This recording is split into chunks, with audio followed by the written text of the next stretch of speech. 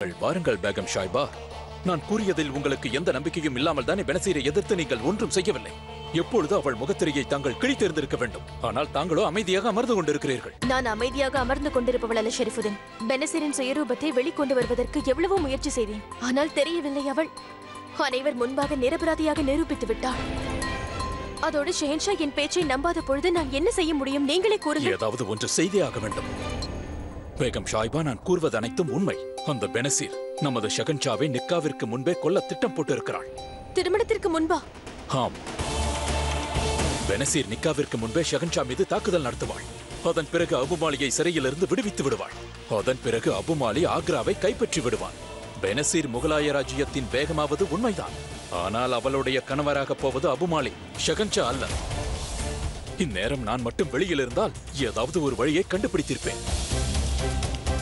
ஆனால் இந்த சிறைச்சாலையில் எனது கைகள் கட்டப்பட்டு விட்டது.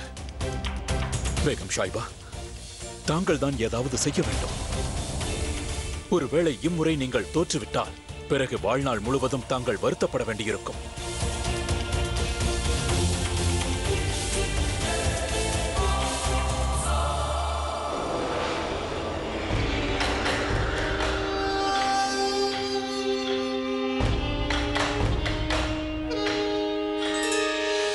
ஆம் மோத்தி, நான் கூறுவது உண்மைதான். இது திருமணம் அல்ல, ஒரு திட்டம். இதை ஷெரீஃபுதீன் என்னிடம் கூறினார்.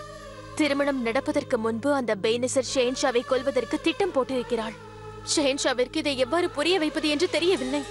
பெனசரின் சுயரூபத்தை எவ்வாறு நான் வெளிக்கொண்டு வருவது? ஆனால் சாட்சி இல்லாமல் யாரும் நம்ப மாட்டார்களே ஜோதா. சாட்சிகள் நம்மிடம் இல்லை என்பதல்ல, அவள் எந்த சாட்சிகளையும் விட்டு வைக்கவில்லை. பிறகு நீ என்ன செய்ய போகிறாய்? இன்று இரவு முழுவதும் விழித்திருந்து அந்த பெனசரை நான் கண்காணிக்கப் போகிறேன். இன்று இரவு என்ன வேண்டுமானாலும் நடக்கலாம். ஷெஹன்ஷா வேண்டுமானால் பெனசர் விரித்த வலையில் மாட்டியிருக்கலாம். ஆனால் நான் அவளுடைய திட்டம் நிறைவேறுவதற்கு விட மாட்டேன். அதற்காக நான் என்ன வேண்டுமானாலும் செய்வேன். எந்த அவதாரமும் எடுக்க நான் தயாராகிவிட்டேன். என்னவாயிற்று? பெனசீர், அந்த விஷமுறிவு மருந்து மீண்டும் நம் கைக்கு வந்து விட்டது. இங்கே பார். அதான் கூறினேனே, ஜோதா பேகம் இதை அடையாளம் காண முடியாது. அவள் புரிந்து கொண்டிருப்பாள் இது தொலைந்து போன பிறகு என் சந்தேகம் அவள் மீது விழும் என்று. பிறகு நான் அவளுக்கு தண்டனை வாங்கி தருவேன். அதனால் தான் பயந்து கொண்டு பெட்டியை திருப்பி வைத்து விட்டாள். போகட்டும், இதை பற்றி பேச எனக்கு இப்பொழுது நேரமில்லை. என்னுடைய குறிக்கோள் என் இலக்கின் மீதுதான் இருக்கின்றது. ஷெஹன்ஷாவினுடைய மரணத்திற்கு பிறகு அபுமாலியை நான் விடுவித்தாக வேண்டும்.